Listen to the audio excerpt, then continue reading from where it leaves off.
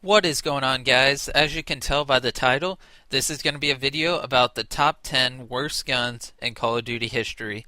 And by Call of Duty history, I mean back to COD 4. I didn't play Call of Duty before then. I haven't seen gameplay of any other COD, so we're going from Call of Duty 4 to now, the top 10 worst guns. And real quick, the gameplay you're watching is nothing special. It actually sucks, but it's like the only thing I had on my hard drive. So, anyways, this is the top 10 worst guns in Call of Duty history, in my opinion. You might disagree with some of the guns here and there, but anyways, let's get started. So, my number 10 worst gun in Call of Duty history is the PM9 from Modern Warfare 3. And I think a lot of people can agree with that. The clip was way too small. You had to reload after every kill, and a lot of times you would just die because you were reloading all the time. So that's my number 10. Hope you agree. And here we go. Number 9 is the Scorpion from COD 4 and also the Scorpion from Modern Warfare 3. They were both horrible. Or no, COD 4 and Black Ops. Scorpion wasn't in Modern Warfare 3, or I don't think. The Scorpion in COD 4 and the Scorpion in Black Ops were absolutely horrible, unusable guns, and they sucked. And that's why they're at number 9.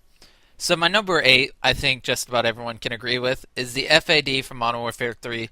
That gun was so weak. It was like you were shooting people with marshmallows. It took like 10 bullets to kill a guy.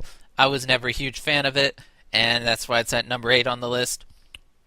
My number 7 is the Executioner, and I like using the Executioner and all, but you literally have to be within knifing range to kill someone with it. It doesn't have enough range for a pistol, and it's kind of weird because all the pistols in Black Ops 2 are overpowered, but the Executioner definitely is not OP. So, anyways, that's why the Executioner is number 7 on my list. Number 6 is the WA-2000. That gun wasn't the world's best. It took a lot of bullets and stuff back in Modern Warfare 2, but I do like how it had a smiley face on the top of the gun. But yeah, that gun was pretty weak, and compared to the Intervention, it was nothing. So, let's see, 876. Number 5 is the trench gun from World at War, and we can all agree on that. That gun got a lot of hit markers, and it was pretty good in zombies, but on the multiplayer side of things, the trench gun was not good at all. Number 4 is the HS-10 from Black Ops, and the HS-10, we all remember those. Those sucked. I mean, we get dual wield and we try to go Rambo running into their spawn and trying to spray people down, but no one ever gets kill feeds with the HS10. They were way too close range and they didn't do that much damage, and that's why they're number 4 on the list. And then number 3 is kind of controversial. I know a lot of people who like this gun, but the F2000 to me is the number 3 worst gun in not Black Ops, in Call of Duty history.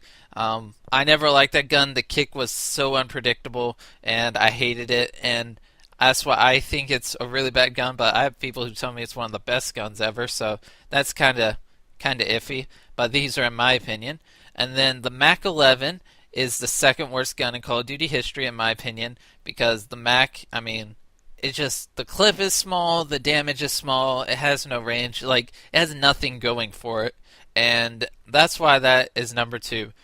And my least favorite gun in Call of Duty history is the Dragunov.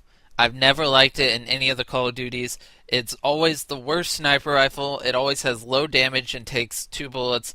It's really inaccurate. It's really ugly.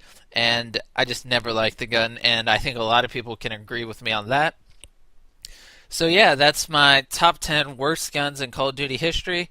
Hope you enjoyed. And like I said, these are all in my opinion. You might think some of these guns are actually good, and you might think some other guns belong in their place. But, that's how it is. So anyways, thanks for watching. Hope you enjoyed, and see you later.